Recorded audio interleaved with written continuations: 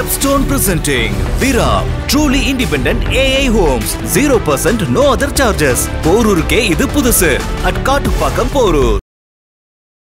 மக்களுக்காக சட்டம் ஒழுங்கை நிலைநாட்டுவதற்காக அந்த டிஎஸ்பி தலைமையில் இருந்த படையை இந்த பணிக்கு பயன்படுத்தி எஃப்ஐஆரே போடாமல் கம்ப்ளைண்ட்டை ரெஜிஸ்டர் பண்ணாமல் 2 நாள் இழுத்து வச்சு அடித்ததில் உடலில் 44 இடங்களில் காயப்பட்டு அந்த 28 வயது இளைஞன் கொல்லப்பட்டிருக்கிறான். ஆனால் பிரச்சனை அதை விட ஆழமாக இருக்குது. இப்போ காவல்துறை அத்துமீறல் என்பது தமிழ்நாட்டில் ரொம்ப சர்வசாதாரணமாக நடந்துகிட்டு இருக்குது. நிறைய இடங்களில் இந்த மாதிரியான அத்துமீறல் நடக்குது. இந்த நியூஸ் மினிட் இணையதளத்தில் வந்த ஒரு செய்தி கட்டுரையின்படி கடந்த ஆண்டு 24 மட்டும் ஜனவரியிலேருந்து அக்டோபர் வரைக்கும் தமிழ்நாட்டில் காவல் நிலையங்களில் வழிக்கு விழுந்தவங்க, கை கால் உடைஞ்சவங்க 300 பேருன்னு ஒரு ஆர்டிஐ தகவல் சொல்லும். குற்றம் சுமத்தப்பட்டவர்கள் வழிக்கு விழுந்து கை உடையிறது, கால் உடையிறது தான் இருக்க ஒழிய 300 கேஸ் ஒரு போலீஸ்காரன் கூட கை உடைஞ்சது, கால் உடைஞ்சதாக பார்க்குது. அப்படி ஒரு ஸ்பெஷல் பாத்ரூம் அது. ஒன்லி குற்றம் சாட்டப்பட்டவர்கள் மட்டும் தான் கை கால் உடையும். முதலமைச்சர் அசம்பிளியில் ஒரு லாக்அப் டெத்தை பற்றி இருவேறு கருத்துக்களை, நேரெதிரான கருத்துக்களை சட்டமன்றத்தில் ஒரு வார கால இடைவெளியில் பதிவு பண்ணது தமிழ்நாடு வரலாறுலேயே இதுதான் முதல் முறை. எடப்பாடி பழனிசாமி, அண்ணாமலை, சீமான், நயினார் நாகேந்திரன், விஜய், ஏன் அமித்ஷா கூட சாதிக்க முடியாததை தமிழ்நாடு காவல்துறை சாதித்து கொண்டிருக்கிறது. அதாவது ஸ்டாலின் ஆட்சியை கவிழ்க்கக்கூடிய காரியத்தை செவ்வனே சிறப்பாக சம்பவம் செய்து கொண்டிருக்கிறார்கள். அப்போ யார் அந்த மேலதிகாரி, யார் அழுத்தத்தில் அவங்களுக்கு தூக்கணுங்க, அவங்கள அரெஸ்ட் பண்ணணும். அது டிஎஸ்பியோ, ஐஜியோ, ஏடிஜிபியோ யாராக இருந்தாலும் இந்த சம்பவத்துக்கு கீழ்நிலை காவலர்களை தூண்டியவர்களை கண்டிப்பாக சிபிஐ கைது செய்ய வேண்டும், யாராக இருந்தாலும். இப்போ அவங்க பாதிக்கப்பட்ட குடும்பத்தினர், அந்த 5 போலீஸ்காரன் குடும்பம் போச்சுங்க, அவங்க குடும்பம் நடுத்தரு தான். காவலருடைய மனைவி பேசுகிறாங்க நம்ம பத்திரிகையாளர்கள்ட்ட, மேலதிகாரி சொன்னதன் காரணமாக தானே எங்கள் வீட்டு ஆளுங்களாம் வந்து அடிச்சிருக்காங்க. இல்லை மேலே இல்லை அந்த அம்மாவோட அந்த வாதம் தப்பு. அந்த அம்மா அந்த சொல்கிறது, அவங்க யாராக இருந்தாலும் அந்த அம்மா சொல்கிறது தப்பு. நான் சொல்கிறேன், மேலதிகாரி சொன்னால் கூட உங்கள் புருஷன் அடிக்கூடாது. சாத்தாங்குளம் கேஸ் பாருங்கள், 2020 கொரோனா காலத்தில் வந்தது. ஆமாம், 5 வருஷம் ஆக போகுது. அதுவும் ஜூன் மாதம் நடந்தது. அதுவும் 5 இயர்ஸ் ஆகுது, இன்னமும் ஜட்ஜ்மெண்ட் வரல. அது சம்மந்தப்பட்ட அத்தனை பேரும் ஜெயிலில் தான் இருக்கான், தெரியல. ஒருத்தன் கூட பெயில் வாங்க முடியல. அதே தான் இந்த கேஸ்லையும். இவங்கெல்லாம் பெயில் கொடுக்கக்கூடாது, அதையும் நான் சொல்கிறேன். நான் பெயிலெல்லாம் சத்தியமாக கொடுக்கக்கூடாது இவங்களுக்கு. இவனுங்க பண்ண அட்டூழியத்துக்கு பஞ்சமாக கொலை பண்ணவனை கூட மன்னிச்சிடலாம். ஆனால் அந்த ஸ்பர் ஆஃப் மூமெண்ட்டில் பண்ணிடுறான். இவங்களாம் மனித நேயமற்றவர்கள். இவங்க சித்திரவதை பண்ணி ஒருத்தனை 2 நாளடா வச்சு அடிப்பீங்க. ஜெய்பீம் பார்த்து கண்கலங்க. ஆமாங்க, ஏங்க ஜெய்பீம் கூட விட்டுருங்க, அவரே கஸ்டோடியல் டெத்துக்கு உட்பட்டவருங்க. இந்தியாவில் இன்னைக்கு காவல்துறை சித்திரவதைக்கு உள்ளாகி 50 ஆண்டுகளுக்கு முன்பு எமர்ஜென்சி கால கொடுமைகளை அனுபவித்து இன்றைக்கு முதலமைச்சராக இருக்கக்கூடிய ஒரே தலைவர் நம்முடைய முதலமைச்சர் ஸ்டாலின் அவர்கள். இல்லை, எந்த ஆட்சி வந்தாலுமே போலீஸ் சிஸ்டத்தை வந்து யாராலையுமே கண்ட்ரோல் பண்ண முடியல. அது ஒரு சிக்கல் தான்.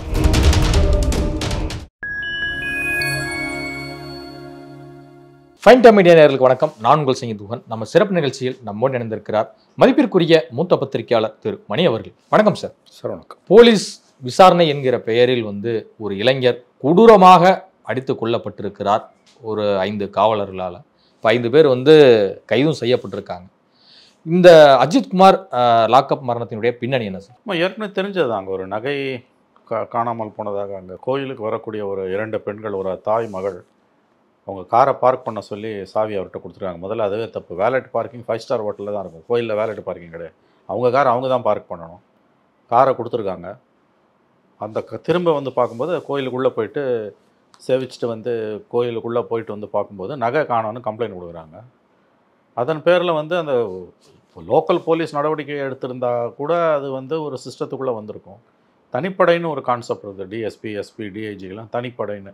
அவங்க அது ஆக்சுவலாக அது ஒரு நல்ல எண்ணத்தில் உருவாக்கப்பட்ட கான்செப்ட். இப்போ அதிகாரி, மேல் அதிகாரி எங்கேயோ போகிறாரு, அதிரடியாக ஒரு நடவடிக்கை எடுக்க வேண்டியிருக்கு, யாரையோ பிடிக்க வேண்டியிருக்கு, எதையோ கிளியர் பண்ண வேண்டியிருக்குன்னா லோக்கல் ஸ்டேஷன்லேருந்து ஆள் வரத்துக்கு நேரம் ஆகும். அதனால் இந்த படையை வச்சு அந்த காரியத்தை சாதிப்பாங்க. மக்களுக்காக, சட்டம் ஒழுங்கை நிலைநாட்டுவதற்காக அந்த டிஎஸ்பி தலைமையில் இருந்த படையை இந்த பணிக்கு பயன்படுத்தி எஃப்ஐஆரே போடாமல் கம்ப்ளைண்ட்டை ரெஜிஸ்டர் பண்ணாமல் 2 நாள் இழுத்து வச்சு அடித்ததில் உடலில் 44 இடங்களில் காயப்பட்டு அந்த 28 வயது இளைஞன் கொல்லப்பட்டிருக்கிறான்.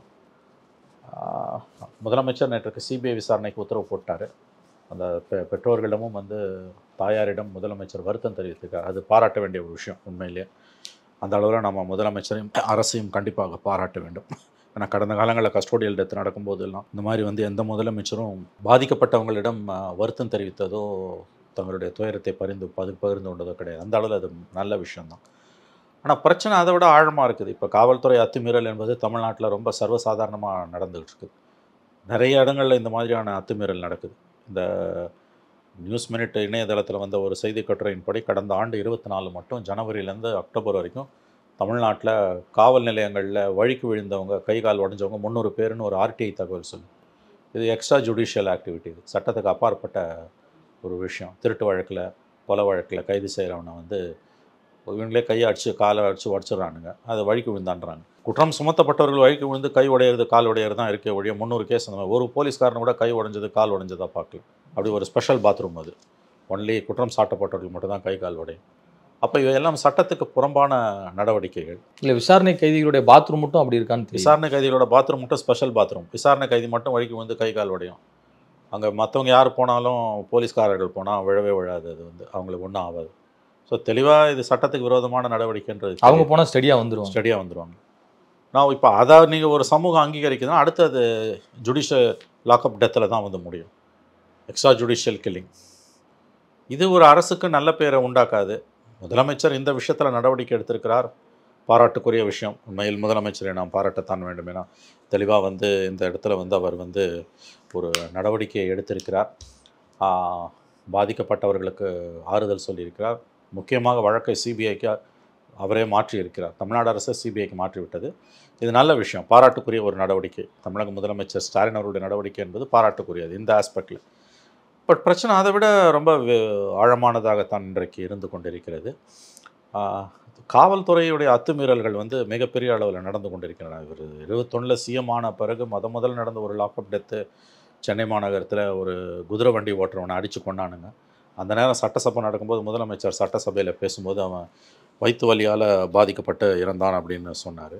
ஆனால் அதன் பிறகு நீங்கள் பார்த்தீங்கன்னா 4 நாள் பொறுத்து லாக்அப் டெத்துன்னு அவரே போஸ்ட்மார்ட்டம் ரிப்போர்ட்டை படித்தார். அப்போ தவறான அறிக்கையை காவல்துறைக்கு கொடுத்தவங்க மீது அன்றைக்கே நடவடிக்கை எடுத்திருந்தால் இன்றைக்கி இவ்வளோ தூரம் வந்திருக்காது. ஒரு முதலமைச்சர் அசம்பிளியில் ஒரு லாக்அப் டெத்து பற்றி இருவேறு கருத்துக்களை, நேரெதிரான கருத்துக்களை சட்டமன்றத்தில் ஒரு வார கால இடைவெளியில் பதிவு பண்ணது தமிழ்நாடு வரலாறுலேயே இதுதான் முதல் முறை. பட் இந்த விஷயத்தில் பாராட்டுக்குரிய நடவடிக்கை தான் முதலமைச்சர் எடுத்திருக்கிறார், அதில் சந்தேகம் இல்லை. ஆனால் காவல்துறை செயல்பாடுகள் முதலமைச்சருக்கு பெரிய பெரிய பெரிய சவாலாக உருவெடுத்து கொண்டிருக்கிறது.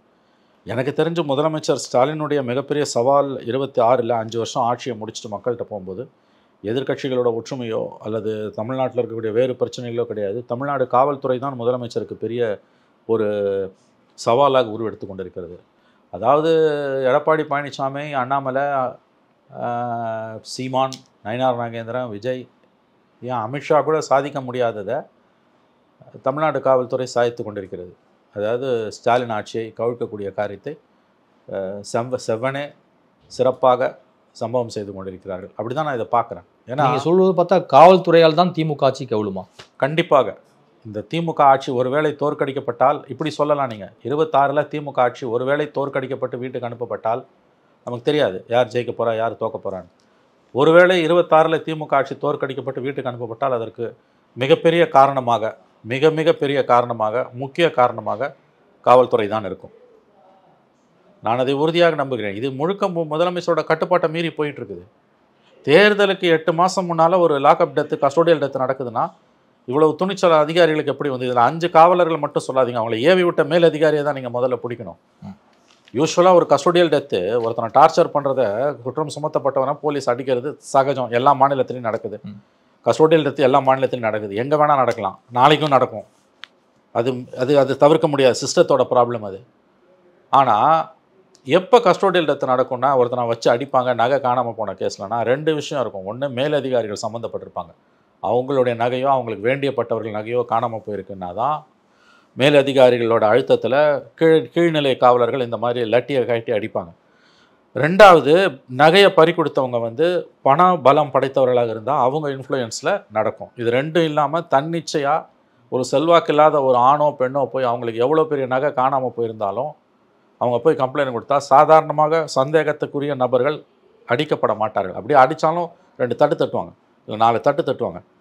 2 நாள் வச்சு அடித்து நேற்று ஹைகோர்ட்டில் ஜட்ஜு கேட்குறாருல, 44 இடத்துல காயம்படாத இடமே இல்லை. கொலை செய்கிறவங்க கூட இப்படி செய்ய மாட்டான், கொண்டுட்டு போயிடுவான். மாநிலத்தின் குடிமகனே அரசே கொன்று இருக்கிறதுன்றாது. எவ்வளவு பெரிய பெயர், எவ்வளோ கெட்ட பெயர் ஸ்டாலின் அரசாங்கத்தை யோசிச்சு பாருங்க. மாநிலமே தன்னுடைய சொந்த குடிமகனை கொன்று இருக்கிறது. இந்த தைரியம் அந்த போலீஸ்காரங்களுக்கு எப்படி வரும்னா, மேலதிகாரியோட அழுத்தத்தால் தான் வரும். எப்படியாவது நகையை மீட்டுடுன்னு சொன்னாங்கன்னு தினமலரில் வந்திருக்கு இன்றைக்கி.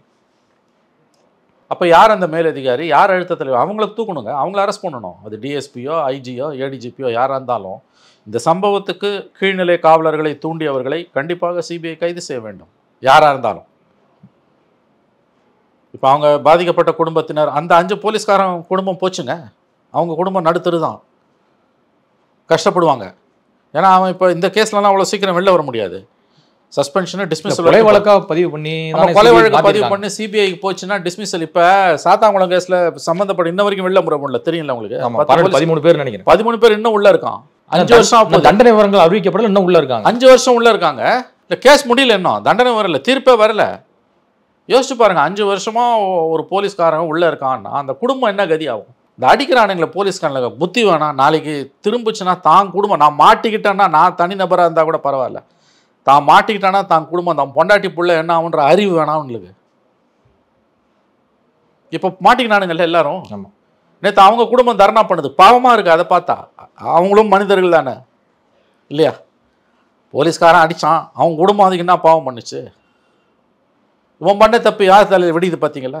இல்லை, அந்த அம்மா ஒரு காவலருடைய மனைவி பேசுகிறாங்க நம்ம பத்திரிகையாளர்கள்ட்ட. மேலதிகாரி சொன்னதன் காரணமாக தானே எங்கள் வீட்டு ஆளுங்களாம் வந்து அடிச்சிருக்காங்க. இல்லை மேலே இல்லை அந்த அம்மாவோட அந்த வாதம் தப்பு. அந்த அம்மா அந்த சொல்கிறது, அவங்க யாராக இருந்தாலும் அந்த அம்மா சொல்கிறது தப்பு. நான் சொல்கிறேன், மேலதிகாரி சொன்னால் கூட உன் புருஷன் அடிக்கூடாது, சட்டத்துக்கு உட்பட்டு தான் உன் புருஷன் நடந்துக்கணும். அவங்களையும் சுப்ரீம் கோர்ட்டோட பல ஜட்ஜ்மெண்ட்ஸ் என்ன சொல்லுதுன்னா, சட்டவிரோதமான உத்தரவுகளை எந்த காவல்துறை மேலதிகாரி பயன்படுத்தினாலும் கீழ்நிலை காவலர்கள் அதை அதற்கு அடிபணிய வேண்டிய அவசியமே கிடையாது. அவனை போட்டு அடின்னு அடிச்சிடுவியா நீ? ரைட்டிங்கில் கொடுன்னு கேட்கணும். ரைட்டிங்கில் கொடுத்தா விட நீ அடிக்க முடியாது. சரிங்க, அந்த பையன் தப்பு பண்ணிட்டாங்க, அவனை கூட்டினாரு விசாரின்ற, கொஞ்சம் விசாரின்னா 2 தட்டு தட்டலாங்க. 24 மணி நேரம் 48 மணி நேரம் வச்சு அடிக்கிறேன்னா என் மேலதிகாரி சொல்லி தான் எங்கள் புருஷங்க அடித்தான், என் புருஷன் அடித்தார்ன்றது என்ன வாதம்? அந்த அம்மா தப்பாக பேசுகிறாங்க. மேலதிகாரி சொன்னால் கூட உங்கள் புருஷனுக்கு எங்கே போச்சு புத்தி? நான் சொல்கிறது சட்டப்படி உங்கள் புருஷன் பண்ணது தப்பு. நீங்கள் தர்மப்படிலாம் விட்டுருங்க, நியாய தர்மத்தை கூட விட்டுருங்க. நியாய தர்மத்துக்குள்ளே கூட நான் உள்ளே வரல. சட்டப்படி உங்கள் கணவர் செய்தது தவறு. மேலதிகாரி ஒருத்தனை அடின்னா மிளகாத்தூள் ஆசன வாயில் வச்சு ஏற்றுவீங்களா? மேலதிகாரி சொன்னால் செஞ்சிருவீங்களா? உங்கள் குடும்பத்தில் இப்படி ஒருத்தன் நடந்திருந்தா மேலதிகாரி சொல்லுனா செஞ்சாங்கன்னு அந்த வாதத்தை நீங்கள் முன் வைப்பீங்களா? கொஞ்சம் யோசிச்சு பாருங்கள். அவன் திருடியே இருக்கட்டுங்க, அவன் திருடனாவே இருக்கட்டுங்க, இதை செய்யறதுக்கு உனக்கு யார் அதிகாரம் கொடுத்தா? ஒரு உயிர் எடுக்கிற அதிகாரம் யாருக்கு உண்டு? சட்டத்தின்படி இயற்றப்பட்ட ஒரு அரசுக்கு தான் சட்டத்தை முறையாக பின்பற்றி ஒருத்தனோட உயிர் எடுக்கிற அதிகாரம் இருக்குது. அதுதான் தூக்கு தண்டனை. உங்களுக்கு தெரியுமா, கீழமை நீதிமன்றத்தில் ஒருத்தனுக்கு செஷன்ஸ் கோர்ட்டில் தூக்கு தண்டனை கொடுத்துட்றாங்க வச்சுக்கோங்க. அவனால் ஹைகோர்ட்டுக்கு அப்பீலுக்கு போக முடியலன்னா கூட, பண வசதி இல்லை, இலவச சட்ட மாயத்தையும் அவன் நாடலை, ஆனாலும் உயர்நீதிமன்றம் அவனோட தூக்கு தண்டனையை உறுதிப்படுத்தணும். அதுக்கு பிறகு தான் நீ அவனை தூக்கில் போட முடியும். அது தெரியுமா உங்களுக்கு? Every death sentence has to be confirmed by high court whether the death sentenced person goes to the high court or not. High court ஆர்டர்லாம் பண்ண முடியாது. ஒருத்தனுக்கு தூக்கு தண்டனை செஷன்ஸ் கோர்ட்டில் கொடுத்துட்றாங்க, அவனுக்கு அப்பீலுக்கு போக விருப்பம் இல்லை, அப்படி கேஸ்லாம் இருக்குது, எனக்கு அப்பீலே வேணான்றான், நான் அப்பீலுக்கு போக மாட்டேன்றான், முடிஞ்சா என்னை போட்டுக்கோன்றான். அப்போ நீங்கள் அவனை தூக்கில் போட முடியாது. ஹைகோர்ட்டு ஆட்டோமேட்டிக்காக அது ஹைகோர்ட்டுக்கு போகும். ஹைகோர்ட்டு அதை அங்கீகரிச்சா தான் நீங்கள் தூக்கு போட முடியும். அவன் அப்பீலுக்கே போவாட்டி கூட. அதுக்கு பிறகு நீ சுப்ரீம் கோர்ட்டுக்கு போனாலும் போவாட்டியும் ஹைகோர்ட் கன்ஃபார்ம் பண்ணிச்சுன்னா தூக்கில் போட்டுடலாம், அது வேறு விஷயம். அப்போ என்ன சொல்லுது நம்ம சட்டம்? ஒருத்தனோட உயிரை நீ எப்போ எடுக்கணும்னா, எப்படி எடுக்கணும்னா, சட்டத்தால் அங்கீகரிக்கப்பட்ட வழிமுறைகளின் படி மட்டும்தான் ஒருத்தன் உயிரை எடுக்க முடியும். இப்படி அடித்து துன்புறுத்தி, இது இன்னொரு விஷயம் என்னென்னு கேட்டிங்கன்னா, சித்திரவதைகளுக்கு எதிரான சர்வதேச கூட்டமைப்புகள்லாம் இருக்குது, தமிழ்நாட்டிலையும் இருக்குது, அகில இந்திய அளவுலையும் இருக்குது. அந்த சட்டங்களின்படி, அந்த முகமைகளின்படி, அந்த கன்வென்ஷன்ஸ் படி பார்த்தீங்கன்னாலும் இதெல்லாம் மிக மிக மிக பெரிய தவறு. சித்திரவதைக்கு எதிரான ஒரு கூட்டமைப்பு நம்ம தோழர் தியாகெல்லாம் இருக்கார் பார்த்தீங்களா, அவங்கெல்லாம் அந்த கூட்டமைப்பில் இருக்காங்க. நீங்கள் தோழர் தியாகிட்ட பேசுனீங்கன்னா இதை பற்றி இன்னும் விரிவாக விளக்குவார். இந்த விஷயத்தில் நம்முடைய தோழர் தியாகம் இருக்கார் இல்லையா, அவர் எனக்கு தெரிஞ்ச அவர் ஒரு சித்திரவதைக்கு எதிரான ஒரு கூட்டமைப்புன்னு ஒன்று இருக்குது. அதில் நம்முடைய கனிமொழி அவர்கள் கூட உறுப்பினராக இருக்காங்க. நீங்கள் அவங்களெல்லாம் இப்போ நீங்கள் தியாகெல்லாம் தோழர் தியாகெல்லாம் பேட்டி எடுத்திங்கன்னா இந்த விஷயத்தில் அவங்கெல்லாம் ஏன்னா அதில் ரொம்ப போலீஸ் டார்ச்சரை, கஸ்டோடியல் டெத்தை பற்றி ரொம்ப அறிவு நிரம்பிய ஒருவர் நம்முடைய தியாக அவர்கள், தோழர் தியாக அவர்கள். ஸோ அதெல்லாம் கண்காணிப்போம் ஹென்றி திபேங் அவங்கெல்லாம் தியாகு அதில் ரொம்ப டீப்பாக பேசக்கூடியவர். அப்போ இந்த மாதிரியான ஒரு மேப்பை அந்த அம்மா காவலரோட மனைவி சொல்கிறாங்க, நீங்கள் சொல்கிறீங்க. அது அவங்க குடும்பம், அவங்க ஒரு வருத்தத்தில் பேசுகிறாங்க. நான் அதை வந்து அவங்க உணர்வுகளை நான் ஒன்றும் கொச்சப்படுத்தலை. ஆனால் அந்த அம்மா ஒன்று புரிஞ்சுக்கணும், மேலதிகாரி சொன்னான்னு உங்கள் புருஷன் இப்படிலாம் செய்ய முடியாதுமா. உங்கள் குடும்பத்தில் ஒருத்தர் இப்படி குற்றச்சாட்டுக்கு உள்ளாகி, உங்கள் அண்ணனோ தம்பியோ உங்களுக்கு தெரிஞ்ச ஒரு பையன் இப்படி குற்றச்சாட்டுக்கு உள்ளாகி அவன் திருடினானோ திருடியோ இப்படி ஒரு சித்திரவதைக்கு உள்ளாக்கப்பட்டு கொலை செய்யப்பட்டிருந்தான்னா நீங்கள் அதை எப்படி பார்ப்பீங்க? மேலதிகாரி சொன்னான்னு அந்த அடித்து கொன்ன போலீஸ்காரனை நீங்கள் மன்னிச்சிடுவீங்களா? இல்லை மேலதிகாரிகள் நீங்கள் விசாரிக்கணும்ல அப்படிங்கிற கேள்வி. இல்லை, அது கண்டிப்பாக விசாரிப்பாங்க. சிபிஐ விசாரணையில் அது கண்டிப்பாக வரும். இவங்களே கோர்ட்டுக்கு போகலாம். பாதிக்கப்பட்ட இந்த அம்மா இருக்காங்களே, இப்போ இந்த காவலர்கள் 5 காவலர்களுடைய மனைவி, அவங்களுக்கு மகன் மகள் யார் இருந்தாலும், அவங்க தாயார் தந்தை, உங்கள் உறவினர்கள் யார், ரத்த சொந்தங்கள் யாராக இருந்தாலும் அவர்கள் கண்டிப்பாக சிபிஐக்கு பெட்டிஷன், சிபிஐ கண்டிப்பாக விசாரிக்கும். இந்த 5 பேர் நீ யார் சொல்லி அடித்தான்னு, அந்த டிஎஸ்பி சொல்லி தான் அடித்தாங்கன்றாங்க. ஏன்னா இவங்க அந்த டிஎஸ்பியோட ஸ்பெஷல் டீமில் இருக்காங்க. கண்டிப்பாக அந்த டிஎஸ்பி விசாரணைக்கு உட்படுத்தப்படுவார். அதில் எது உண்மை எது போயின்றது விசாரணை முடிவில் குற்றப்பத்திரிகை தாக்கல் செய்யும் போது தான் வரும். இந்த வழக்கு முடியறதுக்கு 5 வருஷம் கூட ஆகலாம். ஏன்னா இன்னைக்கும் நமக்கு சாத்தாங்குளம் வழக்கு நடந்த 5 வருஷம் ஆகுது, இன்னமும் முடியல இல்லையா? அவே மனிதாபிமானம் செத்து போச்சு. நேற்று ஜட்ஜி சொல்கிறார்ல, ஒரு கொலகாரம் கூட இப்படி அடிக்க மாட்டான்னு, கொண்டுட்டு போயிடுவான் அவன், 4 தட்டு கொண்டுட்டு போயிடுவான் அவன். 44 இடத்துல காயம்னா ஒரு இடம் கூட காயப்படாமல் வச்சுருக்காங்கன்னா அது நினச்சி பார்க்க முடியாத சித்திரவதை இல்லை. 44 இடத்துல ஒரு மனித உடலுக்கு காயம் அப்படின்னா நிச்சயமாக அந்த இதில் உயிரே இருக்காதே. 44 இடத்துல அடிச்சிருக்காங்கன்னா எவ்வளோ தூரம் அந்த 5 பேரோட மிருகங்களால மாறி இருக்கானுங்க. பிறப்புறுப்பில் ரத்தமே பீறிட்டு இருக்காங்க. அப்போ யார் சொல்லி நீ இவ்வளவும் செய்கிற? எவன் சொன்னாலும் இதை நீ செய்யலாமா? உன் தலையை வாங்கிடுவான் உன் டிஎஸ்பி. கடைசியில் நீ தானே மாட்டிக்கிட்ட. உன் குடும்பம் நடுத்தரில் நிற்குது இல்லை இன்னைக்கு. அவ்வளோ சீக்கிரம் இந்த கேஸ்ல இருந்து வெளில வர முடியாது. வீடியோ எவிடன்ஸ் இருக்குது, புரியுதில்ல? ஆமாம். ஆகவே மனிதர்கள் மிருகங்களாக மாறும்பொழுது வரக்கூடிய இதில் என்னன்னா, இதோட பிரச்சனை என்னென்னா, அரசியல் தலைமைக்கு தான் இதோட பாதிப்புகள் அதிகமாக போய் சேருது. முதலமைச்சர் நேற்று வந்து சிபிஐக்கு மாற்றுறாரு, பாதிக்கப்பட்ட அந்த குடும்பத்தில் அந்த தாயாரிடம் அவர் பேசுகிறாரு அப்படின்னா எவ்வளோ தூரம் இதெல்லாம் வந்து அப்போ வந்து ஒரு அரசாங்கத்துக்கு நெருக்கடியாக மாறுது. இப்போ இன்றைக்கி நீங்கள் தான் சொன்னீங்க, காலையில் இன்னொரு இடத்துல போட்டு அடிச்சிருக்கானுங்க. அது வந்து வீடியோ தேனி மாவட்டம் தேவதானப்பட்டி காவல் நிலையத்தில் அங்கே ஒருத்தனை போட்டு அடிச்சாங்க. அங்கே ஒரு விசாரணைக்கு இது அடிக்கிறது வீடியோவில் வருதுன்றானுங்க. அப்போ இது அதான் நான் சொல்கிறேனே, எதிர்கட்சிகளால் அண்ணாமலை, நயினார், எடப்பாடி, அமித்ஷாவால் சாதிக்க முடியாத தமிழ்நாடு காவல்துறை சாதித்து கொண்டிருக்கிறது. ஸ்டாலின் அரசை வீட்டுக்கு அனுப்பியே தீர்வோம் என்று கங்கணம் கட்டி கொண்டு வேலை செய்து கொண்டிருக்கிறது தமிழக காவல்துறை. ஓவர் டைம் செய்கிறாங்க. இதில் எலெக்ஷனுக்கு 8 மாதம் முன்னால் இதெல்லாம் நடக்குதுன்னா என்ன தைரியம் வந்தது அவங்களுக்கு? இவங்களுக்கு ஒன்றும் ஆபத்து இல்லைங்க. மாட்டினது ஒரு கேஸு, மாட்டாது 10 கேஸு. ஆட்சி மாறிச்சினாலும் இந்த அதிகாரிகளோட எந்த சலுகைகளும் சம்பளமோ பென்ஷனோ எதுவுமே குறைய போகிறது கிடையாது. அவங்களுக்கு எல்லாம் அப்படியே தொடர தான் போகுது. வீட்டுக்கு போகிறது யார்? சாத்தாங்குளம் இன்சிடென்ட்டில் தானே எடப்பாடி வீட்டுக்கு போனார். அப்போ எடப்பாடி ஒரு சாத்தாங்குளம், ஸ்டாலினுக்கு ஒரு திருபுவனமா? ஸ்டாலின் நடவடிக்கை எடுத்திருக்காரு, நான் பாராட்டுறேன். உண்மையிலேயே அது பாராட்டுக்குரிய விஷயந்தான்.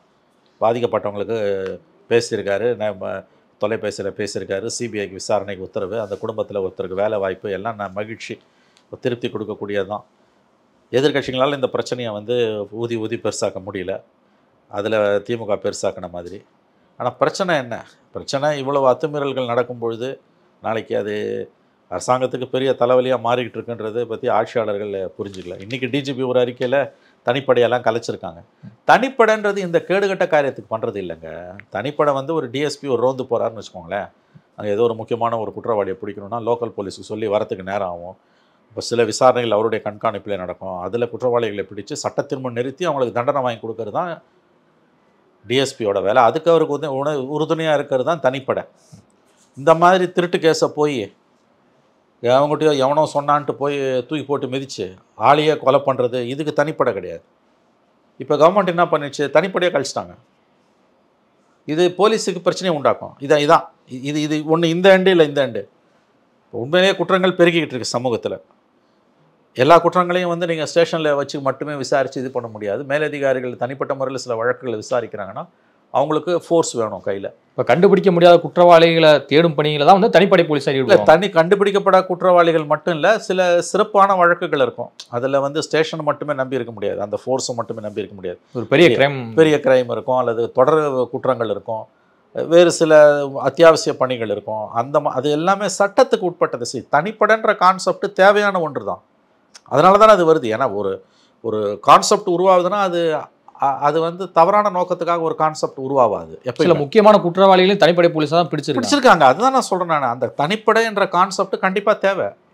ஒரு டிஎஸ்பியோ எஸ்பியோ டிஐஜியோ எல்லா அதிகாரிகளுக்குமே எனக்கு தெரிஞ்ச ஒரு தனிப்படைன்றது கண்டிப்பாக வேணும். ஆனால் அதை மிஸ்யூஸ் பண்ணும்போது இப்போ எங்கே போய் நிற்குது? தனிப்படையாக கழிச்சிட்டானுங்க.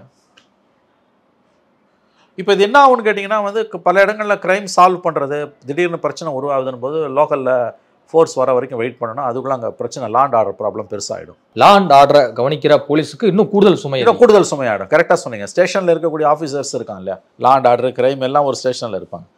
இப்போ அந்த அதிகாரிகளுக்கான சிரமம் அது ரொம்ப கஷ்டமான ஒரு வேலைங்க. அது நம்ம 1000 விமர்சனம் பண்ணாலும் போலீஸுன்றது ரொம்ப ரொம்ப ரொம்ப கொடுமையான ஒரு வேலை அது. ஏன்னா எல்லா விதமான விமர்சனங்களும் முதல்ல போலீஸ் மேலே தான் விழுது. அவங்களோட பணிச்சுமை, அவங்களோட நேச்சர் ஆஃப் ஜாப் இருக்குல்ல, அது கொஞ்சம் ஒரு நிமிஷம் நீங்கள் யோசிச்சு பார்த்தீங்கன்னா நம்மளே அப்படி மாறிடும். நான் பார்த்துருக்கேன், சிவில் சர்வீஸ் இன்ஸ்டியூட்ஸில் எனக்கு பரிச்சயம் உண்டு. ஐபிஎஸ் செலக்ட் ஆகிட்டு பசங்க வருவானுங்க. செலக்ட் ஆகிட்டு வந்து சார் செலக்ட் ஆகிட்டோம் சார்னு ஸ்வீட்டு கொடுப்பான், கை கொடுப்பான். சார் நீங்கள் உங்கள் கைட்லைன்ஸ்லாம் வந்து ரொம்ப யூஸ்ஃபுல்லாக இருந்தது சார், டிப்ஸ்லாம் நம்ம கொடுப்போம். நம்ம வந்து ஓகே, அது வந்து அப்புறம் அந்த மாக் இன்டர்வியூவில் ட்ரெயின் பண்ணுறது எல்லாம் ஒரு 2 வருஷம் பொறுத்து வருவான். ஆளே மாறி இருப்பான். அந்த மிடுக்கு அந்த இது அப்படி இருப்பான். முன்ன இருந்த பர்சனாலிட்டி அப்படியே மாறி இருக்கும். 2 வருஷத்தில் அப்படியே மாறி இருப்பான். அவன் சந்தேக கண் கொண்டு தான் எல்லாரையும் பார்ப்பான். எல்லாரையுமே நீங்கள் அந்த யூனிஃபார்ம் என்ன போட்டாலும் ஒரு ஃபயர் சர்வீஸ் ஆஃபீஸருக்கும் ஒரு போலீஸ் ஆஃபீஸருக்கும் அல்லது ஒரு ஹோம் கார்டுக்கும் ஒரு போலீஸுக்குமான அந்த வித்தியாசத்தை நீங்கள் ஈஸியாக பார்த்துடலாம். அந்த மிடுக்கு தாண்டின ஒரு அராஜகம் வந்துடும் அந்த உடல் மொழியில். அது அந்த அந்த வேலையோட தன்மை. அது நீங்களும் நானும் ஒரு வேளை போலீஸுக்கு போக வேண்டிய சூழல் இருந்திருந்து நமக்கு அதுக்கான உடற் தகுதிகள் இருந்திருந்ததுன்னா நம்மளே அப்படி தான் மாறிடும். அது வந்து சிஸ்டம், தனிநபர் இல்லை. That's a system. அந்த போலீஸ் சிஸ்டம் அப்படி உருவாக்கிடுது ஒன்று. அது ரொம்ப சல்ல பிடிச்ச வேலை. அது அவங்க பக்கம் இருக்க நியாயங்களையும் நம்ம கண்டிப்பாக பார்க்கணும், மறுக்கலை. ஆனால் அடித்து கொள்கிற அளவுக்கான அதிகாரத்தை உனக்கு யார் கொடுத்தா? இந்த கேஸில் வந்து உயர் அதிகாரிகள் பேரம் பேசினதா வந்து சில செய்திகள்லாம் வெளியாகுது. அது மட்டும் இல்லாமல் அங்கு லோக்கலில் இருக்கக்கூடிய திமுக நிர்வாகிகள், ஒரு பேரூராட்சி தலைவர், ஒரு முக்கியமாக மாவட்ட அளவில் இருக்கக்கூடிய ஒரு நிர்வாகி, அப்புறம் டிஎஸ்பி லெவலில் இருக்கக்கூடிய உயர் அதிகாரிகள்லாம் பேரம் பேசினதா வந்து சொல்கிறாங்க. ஸோ இதெல்லாமே வெளியே வரும்போது செய்திகளையும் வந்து உண்மையாக பதிவாயிருக்கு. இது மாதிரி விஷயங்களை ஏன் ஃபஸ்ட்டு ஈடுபட்டிருக்காங்கன்னு நினைக்கிறேன். அதிகாரப்பூர்வமாக எனக்கு தெரியாது குகன், நான் இதில் கருத்து சொல்ல விரும்பலை. இது வந்து அன்கன்ஃபார்ம்டு ரிப்போர்ட். ஏன்னா திமுககாரங்க போய் வந்து காசு கொடுத்தாங்க, கட்சியில் யாரோ நிர்வாகிகள் போனாங்க பார்த்தாங்கன்னா பல செய்திகள் வருது. சமூக வலைதளங்களில் எழுதுகிறாங்க, சில ஊடகங்களில், அச்சு ஊடகங்களில் கூட, சில செய்தித்தாள்களில் கூட வந்திருக்குது. அது இல்லை பேரே குறிப்பிட்டு எழுதியிருக்காங்க, சொல்கிறாங்க. பட்டு நான் இதை பற்றி கருத்து தெரிவிக்க விரும்பலை. ஏன்னா எனக்கு அதிகாரப்பூர்வமாக தெரியாது. நம்ம யூகங்களின் அடிப்படையில் குஹன் பேசுறது சரியாக இருக்காதுன்னு எனக்கு தோணுது. அதாவது யாராக இருந்தாலும் குஹன் ஒரு சந்தேகத்துக்கு உட்பட்ட சூழ்நிலையில் ஒருத்தனை பற்றி நல்லவன்னு சொல்கிறதுக்கு ஆதாரமே தேவையில்லை.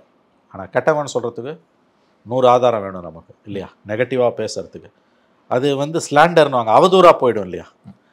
எனக்கு தெரிஞ்சால் கூட நான் பேச முடியாது குஹன். அதை பேசுறதுன்றது பொது வெளியில் பதிவு பண்ணுறோம். இப்போ நம்ம இதை சமூகத்தோடு உரையாடுறோம், மக்கள் இதை பார்க்குறாங்க, உங்களையும் என்னையும் மக்கள் பார்க்குறாங்க, நம்புகிறாங்க, பெரும்பாலானவங்க நம்புகிறாங்க. அப்போ நம்ம வந்து 100% சத்தியத்துக்கு கட்டுப்பட்டு தான் நம்ம பேசணும். நம்ம பேசுகிறோம் அப்படின்னா நமக்கு தெரிஞ்சதெல்லாம் பேச முடியாது. ஆதாரம் இருந்தால் மட்டும்தான் பேச முடியும். அதாவது சட்டத்தையும் நிற்கக்கூடிய ஆதாரமாக அது இருக்கணும். அதர்வைஸ் அதை தான் நான் சொல்கிறேன், அவதூறு. அது எனக்கு தெரியும் வச்சுக்கோங்களேன், உதாரணத்துக்கு நான் பேச முடியாது. என்கிட்ட என்ன ஆதாரம் இருக்கு? நான் உங்கள் மூலமாக மக்களுக்கு பகிர்ந்துக்கிறேன்னா என்கிட்ட ஆதாரம் வேணும். ஆதாரம் இல்லாமல் நான் பகிர்ந்துக்க முடியாது, அது உண்மையாக இருந்தால் கூட. ஃபஸ்ட்டு அஜித்குமார் இறந்த பிறகு வந்து எஃப்ஐஆர் என்ன மாதிரி பதிவு பண்ணியிருக்காங்கன்னா, வலிப்பு ஏற்பட்டு இறந்துருக்கிறாரு, மருத்துவமனைக்கெலாம் அழைச்சிட்டு போனோம், ஆனால் செக் பண்ண டாக்டர்கள் என்ன சொன்னாங்கன்னா வரும் வழியிலே உயர்ந்துட்டார் அப்படின்னு சொன்னாங்க. வலிப்பு ஏற்பட்டு தான் இறந்துருக்காங்கன்னு ஃபஸ்ட்டு எஃப்ஐஆரில் பதிவாயிருக்கிறது வெளிவந்தது. அதன் பிறகு வந்து பார்த்தீங்கன்னா நேற்று வெளியான அந்த வீடியோ ஆதாரத்தை பார்க்கும்போது அடித்து தான் வந்து துன்புறுத்தி கொடூரமாக சிதைச்சிருக்காங்க அப்படிங்கிறது நிரூபணம் ஆயிருக்கு. அப்புறமேலு போஸ்ட்மார்ட்டம் ரிப்போர்ட்டை பார்க்கும்போது வந்து பார்த்தீங்கன்னா நீங்கள் குறிப்பிட்டது போல பல இடங்களில், அதாவது உடலில் வந்து அடிபடாத இடங்களே இல்லை அப்படிங்கிற ரீதியில் சொல்லலாம், எல்லா இடங்களையுமே அடிச்சிருக்காங்க. ஸோ இது எல்லாமே பார்க்கும்போது யாரை காப்பாற்ற ஒவ்வொரு இடத்துல வேற வேற மாதிரியான தகவல் இல்லை. அது அப்படி தான் ஆரம்பத்தில் சொல்லுவாங்க. இப்போ சிபிஐக்கு போயிடுச்சு, அதனால் இது எல்லாமே கீழே போயிடும். ரெண்டாவது ஹைகோர்ட்டில் நேற்று ஹைகோர்ட் ஜட்ஜஸ் முன்னால் இப்போ ஃபைல் பண்ணிட்டாங்க. அதில் தான் 44 இடத்துல காயம் இருக்குது. ஒரு இடம் கூட அடிபடாத இடமே இல்லை. கொலையாளி கூட இவ்வளோ கொடூரமாக நடந்துக்க மாட்டான். நீங்கள் இது கொலை பண்ணது முக்கியம் இல்லை, சித்திரவதை பண்ணியிருக்காங்க, சித்திரவதை பண்ணி கொண்டிருக்கானுங்க. அதனால் இது ரொம்ப முக்கியமான ஒரு வழக்கு தான் இது. ப்ளஸ் இப்போ ஜுடிஷியல் என்கொயரி அங்கே லோக்கல் டிஸ்ட்ரிக்ட் ஜட்ஜு விசாரிச்சுக்கிட்டு இருக்காரு. அஃப்கோர்ஸ் மெயின் கேஸ் சிபிஐக்கு ட்ரான்ஸ்ஃபர் பண்ணியாச்சு.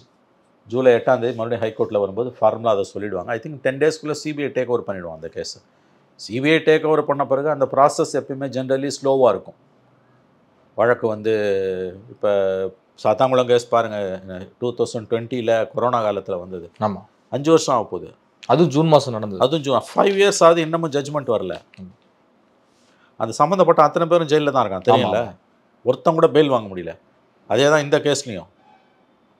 இவங்களாம் பெயில் கொடுக்கூடாது, அதையும் நான் சொல்கிறேன். நான் பெயிலெல்லாம் சத்தியமாக கொடுக்கூடாது இவங்களுக்கு. இவனுங்க பண்ண அட்டூழியத்துக்கு பஞ்சமாக கொலை பண்ணவனை கூட மன்னிச்சிடலாம். ஆனால் அந்த ஸ்பர் ஆஃப் மூமெண்ட்டில் பண்ணிடுறான் அவன். இவங்களாம் மனித நேயமற்றவர்கள். இவங்க சித்திரவதை பண்ணி ஒருத்தனை 2 நாளடா வச்சு அடிப்பீங்க. சிஸ்டம் வந்து அதை ஸ்ட்ராங்காக தான் பார்க்கும் எனக்கு தெரிஞ்சு. இல்லை, ஒரு மிளகாப்பொடி பாக்கெட்லாம் வாங்கிட்டு வந்து அதை அள்ளி வாயில போட்டு தண்ணியை ஊற்றுறாங்கன்னா என்ன மாதிரி மனநிலையும் புரியுது. அதான் மேலதிகாரி சொன்னால் நீ செஞ்சிருவியா? மேலதிகாரி எதையோ செய்ய சொன்னால் நீ செஞ்சிருவியா? மேலதிகாரி சொன்னான்றது காரணம் இல்லை மகனே, தப்பு அது. உனக்கு சட்டப்படி தான் நீ வாழணும், இஷ்டப்படி வாழ முடியாது. நீ சொன்னதை செய்யலைன்னா உன் மேலதிகாரி உன் தலையை சீவிட மாட்டார், உன் வேலையை விட்டு நீக்கிட மாட்டார். ஏன்னா உச்சநீதிமன்றத்தோட பல தீர்ப்புகள் என்ன சொல்லுதுன்னா, சட்டவிரோதமான உத்தரவுகளுக்கு கீழ்நிலை அதிகாரிகள் அடிபணிய வேண்டிய அவசியமே கிடையாது. எழுத்துப்பூர்வமாக கொடுத்தா கூட மாட்டினா நீ தான் மாட்டுவ. ஸ்டாலின் அவருடைய ஆட்சியில் வந்து 25 லாக்அப் மரணங்கள், அதாவது இப்போ அஜித்குமார் உட்பட 25 லாக்அப் மரணங்கள் நடந்திருப்பது உண்டு, கிட்டத்தட்ட உறுதியாயிருக்கு. நீதிமன்றமே 24 மரணங்கள் நடந்திருக்கு, என்னங்க பண்ணிட்டு இருக்கீங்க அப்படிங்கிற மாதிரிலாம் கேள்வி எழுப்பியிருக்காங்க. ஸோ இதை நம்ம பார்க்கும்போது காவல்துறையில் மிகப்பெரிய ஒரு நிர்வாக சீர்கேடு இருப்பதை உணர்த்துகிறதா? இது எல்லாமே வந்து இனிமேல் ஸ்டாலின் என்ன மாதிரியான கண்ட்ரோலை வந்து ஃபோக்கஸ் பண்ண போறார்? இது அவருக்கு சவாலுங்க. நான் மறுபடியும் சொல்கிறேன், 2 விஷயம். ஒன்று, முதல்ல 24 மரணங்கள்ன்றதை திமுக தரப்பு ஏற்றுக்கொள்ள மறுக்கிறது. அவங்க என்ன புள்ளி விவரங்களை சொல்கிறாங்கன்னா, நாடாளுமன்றத்தில் வந்து மத்திய அரசு கொடுத்த புள்ளி விவரங்களின்படி 7 தான் அப்படின்னு சொல்கிறாங்க. 19லேருந்து 22 வரைக்கும் ஏடிஎம்கே பீரியடில் ஒரு ஃபிகரை சொல்கிறாங்க. இந்த புள்ளி விவரங்களை வச்சு கதை அளக்கிறதுன்றது, எடப்பாடி பீரியடில் 30 நடந்தது, எங்கள் பீரியடில் 7 நடந்துறது முட்டாள்தனமானது. 7ன்றதே வச்சுப்போம். அதுக்கு எப்படி திராவிட மாடல் ஆட்சியில் 7 1 நடக்கலாமா? 7 நடந்தது நீயே ஒத்துக்கிற. திராவிட மாடல் ஆட்சியில் 7 நடக்கலாமா? ஜெய்பீம் பார்த்து கண் கலங்க. ஆமாங்க, ஏங்க ஜெய்பீம் கூட விட்டுருங்க, அவரே கஸ்டோடியல் டெத்துக்கு உட்பட்டவருங்க. இந்தியாவில் இன்னைக்கு காவல்துறை சித்திரவதைக்கு உள்ளாகி 50 ஆண்டுகளுக்கு முன்பு எமர்ஜென்சி கால கொடுமைகளை அனுபவித்து இன்றைக்கு முதலமைச்சராக இருக்கக்கூடிய ஒரே தலைவர் நம்முடைய முதலமைச்சர் ஸ்டாலின் அவர்கள். அது உண்மையிலே ஒரு சாதனை தாங்க. அது அன்றைக்கு கைது செய்யப்பட்டவங்களில் பெரும்பாலானவங்க இன்றைக்கி பல பேர் செத்துட்டான். உங்களுக்கு வந்து விரல் விட்டு எண்ணக்கூடிய சில பேர் தான் இருக்காங்க. நிதிஷ்குமார், ஃபருக் அப்துல்லா, ரவிசங்கர் பிரசாத், இந்த மாதிரி சிலர் தான் இருக்காங்க. மற்றவங்கெல்லாம் இறந்துட்டாங்க. இல்லை, அரசியல்லேருந்து சொற்பமானவங்க ரொம்ப வயதாகி போயிட்டாங்க. ஒரு வருஷம் மிசால அடி வாங்கி அப்புறமே அந்த ஒரு 5-6 வருஷம் எத்தனை ரொம்ப பேர் போயிட்டாங்க. இப்போ நான் சொல்கிறது, எமர்ஜென்சி கால கொடுமையை அனுபவித்து ஆக்டிவ் பாலிட்டிக்ஸில் மாநில அளவில் இல்லை தேசிய அளவில் இன்றைக்கி முக்கியமான தலைவர்களில் ஒருவராக இருக்கக்கூடியவர் ஸ்டாலின் அவர்கள் மட்டும்தான். காவல்துறை சித்திரவதை என்னன்றது ஸ்டாலினுக்கு நல்லா தெரியும். ஏன்னா அவரே ஒரு விக்டிம். அவர் சிறையில் அடிக்கப்பட்டு சென்னை மருத்துவமனையில், அரசு பொது மருத்துவமனையில் கிட்டத்தட்ட 15 நாட்கள் சிகிச்சைக்காக அனுமதிக்கப்பட்டார். சிறை உணவு தான், அரசு மருத்துவமனையில் கொடுத்த உணவு தான் அவருக்கு கொடுக்கப்பட்டது. அவருக்கு சிகிச்சை கொடுத்த மருத்துவர்களை நான் அறிவேன், எனக்கு தெரியும். அப்போ ஹவுஸ் சர்ஜன்ஸாக இருந்தவங்க இன்றைக்கி ரொம்ப பெரிய இடத்துல இருக்காங்க, இந்தியாவுக்கு வெளியில் இருக்காங்க அவங்க. ஓகே, நான் ஏன் சொல்ல வரேன்னா, ஜெய்பீம் கூட இப்போ பார்த்தது படம், அது ஜெய்பீமை எல்லாரும் பார்த்தாங்க. அந்த கொடுமையில நேரில் அனுபவிச்சவர். இந்தியாவிலேயே இன்னைக்கு கஸ்டோடியல் டார்ச்சர் அனுபவிச்சு இன்னைக்கு முதலமைச்சராக இருக்கக்கூடிய ஒரே முதலமைச்சர் நம்முடைய முதலமைச்சர் ஸ்டாலின் அவர்கள் தான். அவருடைய நண்பர் சிட்டி பாபு இறந்தே போயிட்டார். எவ்வளோ பெரிய விஷயம். 50 வருஷம் ஒரு மனிதன் வந்து பொது வாழ்க்கையில் அதுக்கு பிறகு தொடர்ந்து இருந்து, அது ஒரு பெரிய சாதனை. 1000 விமர்சனம் இருக்கலாம் ஸ்டாலின் மேலே, பட் அது அவருக்கு தெரியுது. மேபி நேற்று அந்த அம்மா, அவங்க மந்திரி பெரிய கருப்பன் உட்காந்துருக்காரு, அந்த அம்மா கிட்ட ஃபோன் கொடுக்குறாங்க, அஜித்குமார் அம்மா கிட்ட. ஃபோனில் அவர் சாரின்றாரு. அது பாராட்ட வேண்டிய விஷயங்க. அது ஒரு முதலமைச்சர் வருத்தம் தெரிவிப்பதுன்றது பாராட்ட வேண்டிய விஷயம். நடக்கக்கூடாது, நடந்துருச்சு. ஒரு முதலமைச்சரும் எனக்கு தெரிஞ்சு கருணாநிதியோ எம்ஜிஆரோ ஜெயலலிதாவோ எல்லாம் எடப்பாடி கூட சாரிலாம் கேட்டது கிடையாது. மேபி அது 50 வருஷத்தால் அவருக்கு நடந்தது அவருக்கு ஞாபகம் வந்திருக்கலாம். சில மனிதர்களுக்கு அவங்களுக்கு ஏற்படக்கூடிய துயரம் இன்னொருத்தருக்கு ஏற்பட்டால் அவங்க எந்த எல்லைக்கும் இறங்கி போய் அதை பகிர்ந்துப்பாங்க. ஏன்னா அந்த வலியும் வேதனையும் அவங்களுக்கு தான் தெரியும். மனோகர் பாரிக்கர்னு ஒரு மந்திரி இறந்து போயிட்டார், பிஜேபியில் பாதுகாப்பு அமைச்சராக மோடி 1.0 இருந்தவர். மோடி கவர்மெண்ட் ஃபர்ஸ்ட் கவர்மெண்ட் வந்தப்போ ஒரு வருஷத்துலேயோ 1.5 வருஷத்துலேயோ சோனியா காந்தி வந்து ஹரியானாவில் ஒரு கூட்டத்தில் பேசும்போது மயங்கி விழுந்துட்டாங்க. விழுந்தோன்னா அவங்கள அவசரமாக மருத்துவமனைக்கு டெல்லி இராணுவ மருத்துவமனை கூட்டிட்டு வந்து சிகிச்சை கொடுத்தாங்க. அப்போ நேரில் போய் அவங்கள பார்த்தார் அவர், சோனியா காந்தியை. அப்போ டெல்லி ஊடகங்களில் எழுதிய இந்த செய்தி என்னென்னா, சோனியா காந்தி கேன்சர் ட்ரீட்மெண்ட்டில் இருந்தாங்க, மனோகர் பாரிக்கர் கேன்சரில் தான் இறந்து போனார். அப்போ அவரோட அந்த செய்கையை பற்றி டெல்லி ஊடகங்களில் வந்த செய்தி, யாருமே அந்த மாதிரி போய் பார்க்க மாட்டாங்க, ஆனால் அந்த நிலைமை அவருக்கு நல்லா தெரியும், ஆனால் அவங்களோட அந்த நிலைமை தான் இவருக்கும் இருந்தது. ஸோ அந்த வலியும் வேதனையும் தெரிஞ்ச காரணத்தால் தான் போய் பார்த்தாரு தன்னோட நேரு அரசியல் எதிரியை. ஸோ தனக்கு வந்த துன்பம் ஒரு பெரிய துன்பம், சாதாரணமாக யாருக்கும் வராத ஒரு துன்பம், இன்னொருத்தனுக்கு வரும்போது உயர் பதவிகளில் இருப்பாங்க, சில நேரங்களில் வந்து சில காரியங்களை செய்கிறாங்க பார்த்தீங்களா, அது வந்து அவங்க பட்ட வலி வேதனையோட வெளிப்பாடு. நேற்றுக்கு அவர் எனக்கு உண்மையிலே இவங்கெல்லாம் எடப்பாடி கூட விமர்சனம் பண்ணியிருந்தார். பட் எனக்கு அந்த விஷுவல்ஸை பார்க்கும்போது இரவு பெரிய கருப்பன் அந்த அம்மா கிட்ட உட்காந்து ஃபோனில் கொடுக்குறாரு, முதலமைச்சர் வருத்தம் தெரிவிக்கிறாரு. ஏன்னா ஹிம்செல்ஃப் அவரே ஒரு கஸ்டோடியல் டார்ச்சரை அனுபவித்தவர். அவரை பொறுத்தவரைக்கும் அவர் சரியாக தான் இருக்காருன்னு தான் எனக்கு தோணுது. கீழே ஒத்துழைக்க மறுக்கிறாங்க. எஸ்பெஷலி அவரோட மிகப்பெரிய சவால் குஹன் 26 போலீஸ் தான். ஏதாவது ஒரு விதத்தில் அவர் கட்டுப்படுத்தலைன்னா கவுத்துருவாங்க, கண்டிப்பாக கவுத்துருவானுங்க, நிச்சயமாக கவுத்துருவானுங்க, எழுதி வச்சுக்கோங்க. இன்றைக்கி வர சவால் பூரா அங்கேருந்து தானே வருது. இல்லை சிலர்லாம் வந்து முதல்வர் கட்டுப்பாட்டில் காவல்துறை இயங்குறதா இல்லையா அப்படிங்கிற கேள்வியை விமர்சனம். அந்த கேள்வி நியாயமான கேள்வி தாங்க, இதை நான் குறை சொல்கிறதுக்காக சொல்லலைங்க, வருத்தத்தோடு தான் சொல்கிறேன் நான். இது அவருக்கு சவாலாக உருவெடுத்து கொண்டு இருக்கிறது. அவரும் தொடர் நடவடிக்கை எடுக்கிறாரு. இப்போ நேற்று இந்த சிபிஐ விசாரணைக்கு மாத்திரம் வீட்டு மனை பட்டா உடனே கொடுத்துட்டாங்க, எல்லாம் அஜித் மோடி தம்பிக்கு வேலை கொடுத்துட்டாங்க பேசிட்டு எல்லாம் கொடுத்துட்டாங்க. பட் சிஸ்டத்தை எப்படி சரி பண்ண போறீங்க? இல்லை, எந்த ஆட்சி வந்தாலுமே போலீஸ் சிஸ்டத்தை வந்து யாராலையுமே கண்ட்ரோல் பண்ண முடியல. அது ஒரு சிக்கல் தான். இது ஒரு நல்ல என்னுடைய பர்சனலான கேள்வி. இல்லை இது உண்மை. இது வந்து இது ஒரு லார்ஜர் டிபேட் அப்படி தான் போகணும். யார் வந்தாலும் உங்களால் வந்து அதை சரி பண்ண முடியல. 1996 ஜெயலலிதா கவர்மெண்ட்டு தோற்கடிக்கப்பட்டு கலைஞர் சிஎம்மாக வந்தப்போ எனக்கு நல்லா ஞாபகம் இருக்குது. 1996 ஜூன் மாதம் அல்லது ஜூலை மாதம் என்று நினைக்கிறேன், கலைஞரோட முதல் பட்ஜெட் கூட்டத்தொடரில் காவல்துறை மானிய கோரிக்கை போது பேசினேன். அன்றைய சிபிஐ எம்எல்ஏ இன்றைய எம்பி சுப்பராயன், திருப்பூர் சுப்பராயன் ஒரு அழகாக ஒரு பாயிண்ட் பேசினார். காவல்துறையோட செய்கைகள் என்பது லாலா லஜபத் ராயை அடித்து கொன்ற அந்த குண்டாந்தடிகளை ஏந்திய காவல்துறையின் செயல்பாடுகள், கைகள் அதன் நிறங்கள் மாறி இருக்கிறதே அல்லாமல் அதனுடைய குணாம்சம் மாறவில்லைனாரு சுப்பராயனோட ஸ்பீச்சு. லாலா சுதந்திர போராட்டத்தில் லாலா லஜபத் ராய் எப்படி கொண்டாங்கன்னு தெரியும் இல்லையா?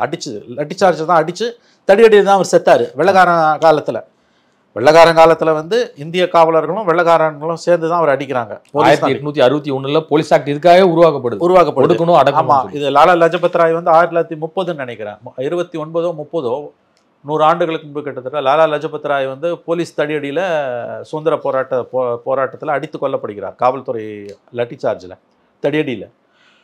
அப்போ நம்முடைய சுப்பராயன் அவர்கள் கலைஞர் சிஎம்மாக இருக்கும்போது பேசின வார்த்தை 96 எனக்கு நன்றாக, நான் இன்றைக்கி சபையில் இருந்தேன், மாலேஸ்வரர் பத்திரிகை நான் அப்போது ஒர்க் பண்ணிகிட்டு இருந்தேன். அப்போ எனக்கு நல்லா ஞாபகம் இருக்குது அவர் கலைஞர் ஆட்சியில் சுப்பராயனோட ஸ்பீச் ரொம்ப நல்ல நெகிழ்ச்சியான ஒரு உரை. அது லாலா லஜபதி ராயை அடித்து கொன்ற காவல்துறையின் கரங்கள் இன்னமும் நிறம் மாறினாலும் குணம் மாறாமல் அப்படியே தான் இருக்கின்றன. அது வெள்ளக்காரன் போலீஸ், இது நம்ம போலீஸ். லாலா லஜபதி ராயை அடித்து கொன்ற குண்டாந்தடிகளை ஏந்திய அந்த காவல்துறையினரின் கைகள் நிறம் மாறினாலும் குணம் மாறாமல் அப்படியே தான் இருக்கின்றன. அந்த மைண்ட் செட் அப்படியே தான் மைண்ட் செட் இருக்குது. அதுதான் தூத்துக்குடி துப்பாக்கி சூடு, அதுதான் பெனிக்ஸ் ஜெயராஜ், அதுதான் அஜித் குமார், சென்னையில் குதிரை ஓட்டின பையன் அந்த விக்னேஷ், எல்லாம் அதுதானே. திருவண்ணாமலை ஒரு பழங்குடி இறந்து போனோம். ஆமாம். ஸோ சிஸ்டமிக்காக அதில் சேலஞ்சஸ் வருது. கஷ்டம்தான் தோணுது எனக்கு. ஆனால் பட் அதை விட முக்கியமானது, அப்படி அதோட குணம்லாம் மாறாமலே கூட இருக்கட்டும், அது ஏஜ் ஓல்டு ப்ராப்ளம் அது. பட் இப்போ சமீபமாக தமிழ்நாட்டில் நடந்து கொண்டு இருக்கக்கூடிய காரியங்கள் வந்து கண்டிப்பாக ஸ்டாலினுடைய அரசாங்கத்துக்கு என்னை பொறுத்த வரைக்கும் மிகப்பெரிய சவால் அமித்ஷாவோ விஜயோ எடப்பாடியோ கிடையாது, அண்ணாமலை கிடையாது, காவல்துறை தான். நீங்கள் இதை கட்டுப்படுத்தலைன்னா நிலைமை கையை மீறி போகும். சமீபத்தில் ஒரு நேர்காணலில் ஒரு விஷயத்தை பதிவு பண்ணியிருந்தீங்க, பிணத்திலும் காசு பார்ப்பது தான் சினிமாக்காரர்களின் வேலை அப்படின்னு. ஏன் இவ்வளவு பெரிய கடும் விமர்சனம்? ஒருத்தவனை கூட காணாமங்க. அன்னைக்கு எவ்வளோ தூரம் பொங்கி எழுந்தானுங்க. நீ அன்னைக்கு அமைதியாக இருந்திருக்கணுன்ற. உன் வேலை கூத்தாடி. நீ வந்து அரிதாரம் பூசிக்கிட்டு வேஷம் போடுறவன் தான். நான் கூத்தாடின்றதுனால உன்னை சிறுமப்படுத்தலை, அந்த கூத்தாடுற தொழிலில் இருக்கவங்களை இழிவுபடுத்தலை. அவர்கள் உண்மையிலே மேன்மையானவர்கள் தான், மக்களை மகிழ்விக்கக்கூடிய உயர்ந்த காரியத்தை அவங்க பண்ணுறாங்க. உன் வேலை அரிதாரம் பூசிக்கிட்டு மக்களை மகிழ்விக்கிற கூத்தாடி வேலை. அதோடு நீ போயிடு. எடப்பாடி பேரில் பொங்கி வந்தீங்களே, ஒருத்தன் கூட ஏன்டா வரல? இப்போ நான் கேட்குறேன், உங்களுக்கு மனசாட்சி இருந்ததுன்னா குறைஞ்சபட்சம் சிலர் நேரில் கூட போனாங்க. நீ அன்னைக்கு ஏன் பேசினேன்றேன். ஜெய் பீம்னு படத்தை எடுக்கிறாரு சூர்யா, நீங்கள் அவர் எங்கே போனார்? ஒரு ட்வீட் போட முடியாது அவரால். நான் என்ன சொல்கிறேன், அப்போ நீ வந்து அன்னைக்கு ஏன் பேசின? உனக்கு அந்த அரசியலுக்கு என்ன சம்மந்தம்? உன் வேலை நடிக்கிறமா, வெள்ளா கட்டணமா, போய்கிட்டே இருக்கணும். 100 கோடி வாங்குறியா, அடுத்த படத்துக்கு 150 கோடி, அடுத்த படத்துக்கு 200 கோடி. உன் வேலை நீ செய். மக்கள் முட்டாளாக இருக்க வரைக்கும் உங்கள் வண்டி ஓடும். இல்லை என்னதான் மக்கள் முட்டாளாக இருக்க வரைக்கும் உன் வண்டி ஓடும். அந்த துறையிலேயே நீங்கள் என்ன செஞ்சு கீழ்ச்சிங்க. இன்றைக்கி 4 நாள் மேலே ஹைகோர்ட்டில் வந்த கேஸு, பெப்சிக்கும் தமிழ்நாடு ப்ரொடியூசர்ஸ் கவுன்சிலுக்குமான பிரச்சனை இல்லை, ஒத்துழைப்பு கொடுக்க மறுக்கிறாங்க. ஏன்னா சம்பளம் கொடுக்க மாட்டேன்றான் பெப்சி தொழிலாளர்களுக்கு. 24 ஸ்ட்ரீம் இருக்குது அங்கே, எடிட்டிங்கு, கேமராமேனு, லைட் பாய் எல்லாம். 100 ரூபா சம்பளம் ஏற்றுறதுக்கு அது மாதிரி பிரச்சனை. 100 ரூபாய் சம்பளத்துக்கு அவ்வளோ பேசுகிறானுங்களே. அவன் சொல்கிற ஒரு நடிகர், ஒரு நடிகனோட சம்பளம் 300 கோடி. ஆனால் அங்கே இருக்கக்கூடிய ஒரு டெக்னீஷியனோட சம்பளம் ஒரு நாள் பூரா வேலை செஞ்சாலும் 3000 ரூபாய் கிடையாது, 900 ரூபா. அவ்வளோதான். இந்த சமூக சீர்திருத்தம், சமூக நீதி, இந்த வெங்காயம் எல்லாம் உன் துறையிலே உன்னால் செய்ய முடியல. நீ அதோடு இருந்துக்கோய. நீ எதுக்கு வந்து குரல் கொடுத்த? பிரகாஷ்ராஜ் அவர் இருக்கிறது கர்நாடகாவில், அன்றைக்கி அவ்வளோ பொங்கி எழுந்தார்ல, இப்போயே நீ வாயை திறக்கல. நான் என்ன சொல்கிறேன், மற்ற விஷயங்களுக்கு நீ வாய் திறக்காட்டி கூட பரவாயில்ல. இப்போ கமல் வந்து கன்னடத்தை விட தமிழ் உயர்ந்த மொழி, அதுக்கெல்லாம் பிரகாஷ்ராஜ் வாய் திறக்கலன்னா நான் கேட்க மாட்டேன். அது ரொம்ப சிக்கலான விஷயம், வேண்டாம். அன்றைக்கி கஸ்டோடியல் வாய் திறந்தல்ல, எத்தனை நடிகர்களுங்க, ஒருத்தனை கூட காணுமேங்க. மற்ற மாநிலங்களில் அவங்க எதுக்குமே வாய் திறக்க மாட்டாங்க, அல்லது எங்கே தப்பு நடந்தாலும் வாய் திறப்பாங்க. அந்த மாதிரி நடிகர்கள் இருக்காங்க, யார் ஆட்சியில் நடந்தாலும். அந்த நேர்மை கூட உனக்கு இல்லையே. உன்னால் அதிகாரத்தில் இருக்கவங்கள, ஆட்சியாளர்களை பகச்சிக்க முடியாதுன்னா எப்பயும் ஒரே மாதிரி இருந்துரு. நான் பாலிவுட்டில் மாதிரி பேசாமலே இருந்தேன். பேசவே பேசாத பாலிவுட் மாதிரி. அவனுக்கு உண்மையிலே பரவாயில்ல. அவனுக்கு யார் இருந்து என்ன பண்ணாலும், எந்த கவர்மெண்ட் பாய்ச்சோம், அவன் தாலியாக இருந்தாலும் அவனுக்கு பிரச்சனையே கிடையாது. ஊரே அழிஞ்சாலும் அவனுக்கு பிரச்சனை இல்லை. அவனுக்கு இன்னைக்கு 200 கோடினா நாளைக்கு 250 கோடி, நாளைக்கு 300 கோடி, அப்புறம் 500 கோடி, அப்புறம் 5000 போயிட்டே இருப்பாங்க. அவ்வளோதான். அப்படி இருக்கிறது கூட ஒரு விதத்தில் நல்லது. ஆனால் இப்போ பொங்கி எழுந்தீங்க 5 வருஷத்துக்கு முன்னால். இல்லை, திரைக்கலைஞர்களுக்கு சமூக பொறுப்புன்னு இருக்கக்கூடாதா அப்படிங்கிற? வேண்டாம், அவங்களுக்கு சமூக பொறுப்பு வேணாம், ஒரு வெங்காயம் வேணாம். அவனுங்க தலையிடாமல் இருந்தாலே நல்லது தமிழ்நாட்டுக்கு. நீ ஒன்றும் புத்தி சொல்ல வேண்டிய அவசியம் கிடையாது. ஒருமையில பேசுகிறதா தப்பாக நினைக்க வேண்டாம், மன்னிக்கணும். ஆனால் அவங்க நிலை அப்படி தான் அவலமாக இருக்குது. எவ்வளோ பேர் பொங்கி எழுந்து வந்து பேசினாங்க, எத்தனை கலைஞர்கள், எத்தனை நடிகர்கள். ஒருத்தர் வாய் திறக்கலையாங்க. இப்போ இல்லை, அவங்களுக்கு கூசாதுங்க. ஜனங்க காரி துப்புறாங்கல்ல. எல்லா பிரச்சனையும் நீ கருத்து தெரிவிக்கணும்னு அவசியமே கிடையாது, அது உன் வேலையும் இல்லை. எங்கே எது நடந்தாலும் புத்தி சொல்கிற மாதிரி வந்து பேசுறது, முதல்ல அதை நீ நிறுத்து. உன் வேலை என்னவோ அதை மட்டும் நீ பாரு. உன்னை யாரும் கேட்கல. உன் வேலை கூத்தாடுறது, சம்பாதிக்கிறது, கல்லா கட்டுறது, இதுதான் உன் வேலை. அதோடு நீ போயிடு. நீ பொது விஷயத்தில் தலையிடாது. உனக்கு அந்த தைரியமும் கிடையாது, துணிச்சலும் கிடையாது. நீ ஏன் இன்றைக்கி இதில் தலையிட மாட்டேன்றது எல்லாருக்கும் தெரியும். திரைத்துறை யார் கட்டுப்பாட்டில் இருக்குது. நீ பேசினா உன் கதை என்ன ஆகும்? மார்க்கெட் இருக்க நடிகன், இல்லாத நடிகன், 2 பேருக்கும் சேர்த்து தான் நான் சொல்கிறேன். இந்த சம்பவத்தில் இருக்கக்கூடிய ஒரு முக்கியமான ஒரு விஷயம் இதுதான் உங்களுக்கு. ஒன்று, காவல்துறை அத்துமீறல், அரசாங்கத்தோட செயல்பாடுகள், ஆண்டாண்டு காலமாக இருக்கக்கூடிய காவல்துறையோட பிரச்சனைகள், அதில் இருக்கக்கூடிய சிஸ்டமிக் இஷ்யூஸு, அதெல்லாம் ஒரு பக்கம். இன்னொன்று, இவனுங்க சினிமாக்காரனுங்க வந்து நடுப்புற வந்து புத்திமதி சொல்கிறது. உடனே எத்தனை பேர் சினிமா நடிகன் பின்னாலே போனாங்க அந்த கொரோனா காலத்துலையும். உனக்கு எதுக்கு இந்த வேலை? மக்களுக்கு எல்லாம் தெரியும். இப்போ சாதாரண கூலி தொழிலாளிகள் இருக்க பொது அறிவு உனக்கு கிடையாது. உனக்கு இருக்கிறது வந்து சினிமாவில் வந்தக்கூடிய விளம்பரம். அது புகழ் இல்லை, அது விளம்பரம். அரிதாரம் பூசினதால் உனக்கு வந்த விளம்பரம். கல்லா காட்டுறதோடு நீ போயிடு. இதுவரை உங்கள் பல்வேறு கருத்துக்களோட கரண்ட் நன்றி.